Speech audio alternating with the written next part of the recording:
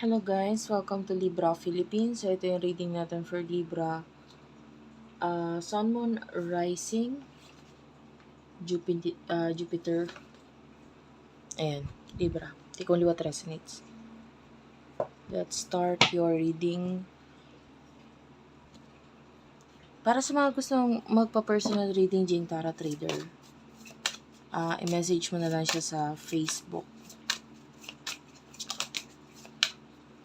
We do have here expectation, lovers, and a message. Okay, wait lang.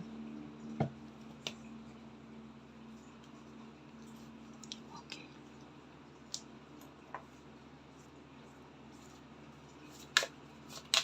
Person nakakonect ni Libra. Pa-comment na lang dyan guys, kahit po heart-heart lang, smileys, malaking bagay yun sa akin. Thief is here. Marriage and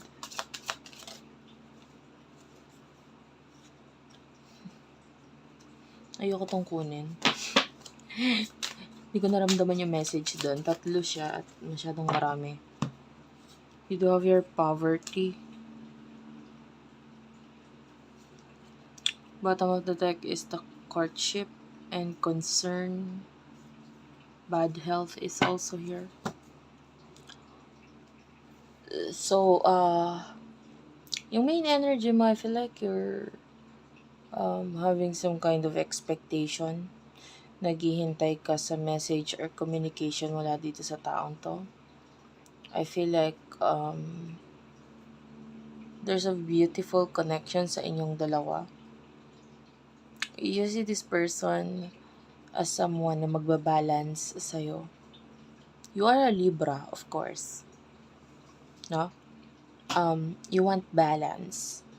And you see this person na babalanse sa'yo. Check your natal chart, guys.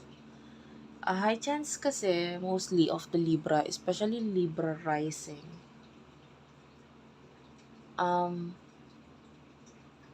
Parang napaka-rare or napaka-dalang na magkaroon ng Libra rising or Libra sun, moon na single.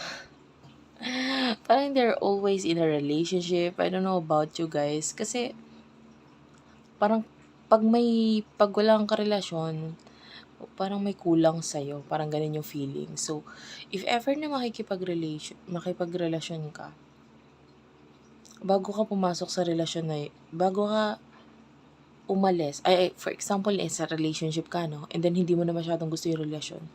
Bago ka umalis doon sa relasyon na yun, meron naka-extra or may sinisigurado ka munang, oh, my next. May isa pang option. Pag inalisan ko na to, may nakapila or may siya naman, parang ganun. Kasi, there's this energy na parang, hindi ako pwedeng mag-isa lang ako, ganyan. And that's you. No? So you're waiting for this person, maybe you're waiting for a message, maybe naghihintay ka dito sa person na to balance you in some way. You do have here the thief and marriage and poverty. I feel like there's this feeling about this person na parang gusto kanyang makuha.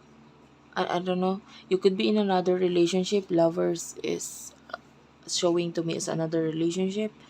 Pero maybe okay naman yung relationship na yan, but you are not that happy or maybe may mga kulang or you don't feel contented. Yung person na ito is like gusto ko ito makuha sa kanya. That kind of energy. Poverty is here.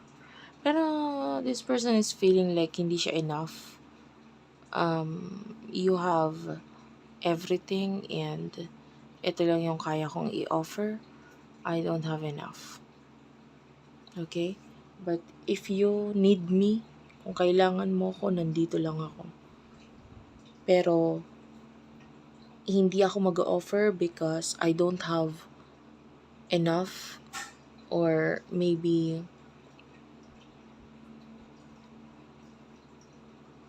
ikaw mismo ito nakakita kung paano nyo i-work out ang connection nitong person na to. I feel like you do like this person too. Gusto mo rin siya. And nakikita mo yung halaga niya or ano yung magagawa niya para sa'yo. So,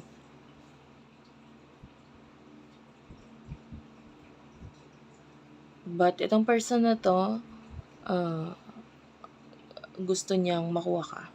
Pero feeling niya, kung ikukumpara siya sa'yo, ito lang ako. Parang ganun. Parang may mababa yung kayang self-esteem, or kumpara sa'yo, pwedeng nako-consider niya yung mga bagay na meron sa inyo, and medyo tingin niya sa sarili niya hindi ganon karami ang kanyang resources, or parang nahihiya siyang lumapit. Okay. Or this person sees you as like a boss, or as someone na mataas ang estado ng pamumuhay, maganda ang buhay, or you do have everything in life. Like you do have comfort, and pwedeng sa kanya, kung makikipag-connect ka sa akin, or kung magkakaroon ng relasyon sa atin, hindi ko kayang kumaga parang nakikita niya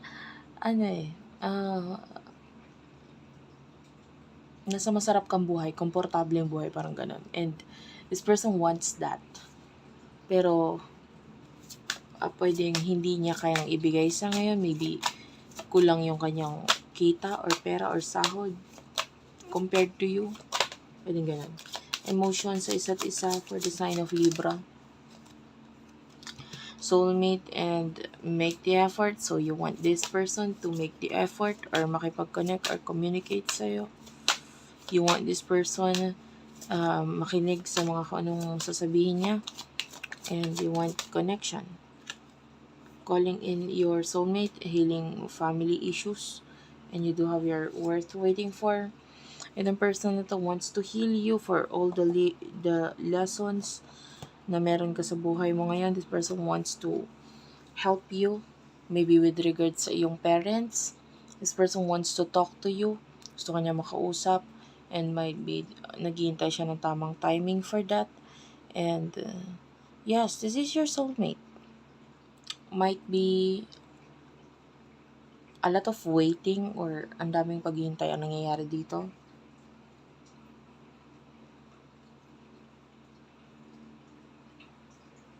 I feel like some of you marami ka na natutunan with regards sa connection ninyo, or sa connection mo sa ibang tao. And someone here is not being open or honest pagdating sa kanyang emotions. It could be you, it could be this person. So maybe may connection sa inyo, but then pareho kayong hindi open pagdating sa emosyon nyo sa iba, or sa isa't isa. Like itong emotion na to is could be nagkakaroon ng step-by-step procedure. Okay. What will happen in the future sa inyong dalawa? For the sign of Libra, Sun, Moon, Rising, Venus, Jupiter, Libra. In the near future sa inyong dalawa. You do have your healthy choices, and stab in the back. Love is here. Kisses. Healing heart, and the butterfly. Okay.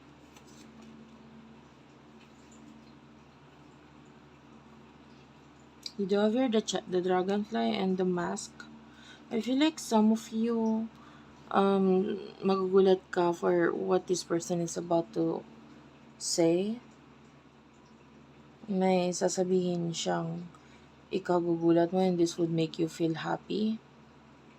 Nakakita tayo ng a lot of affection, love, and attraction dito sa taong ito. And may something na ikaw gugulat ka. I feel like this person is going to open up about something. Pwedeng sitwasyon sa buhay niya, or maybe alin man doon, sitwasyon sa buhay niya na nakakashock, or maybe emotions niya para sa'yo. Kung gaano siya ka-affection or yung attraction niya nandun towards you. Maybe pwede ito ang ikagulat mo, and I can see you being happy with regards to this.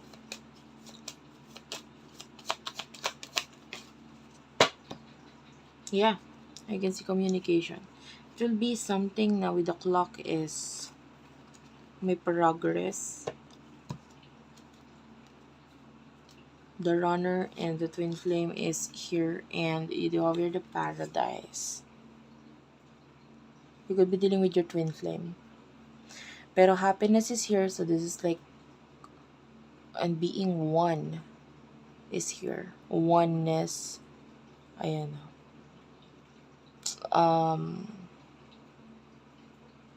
I feel like if siya yung naging runner sa connection ninyo, if this is a twin flame connection, guys, kung hindi ito twin flame connection, huwag mong kunin tong part na to. But if you feel like this person is your twin flame,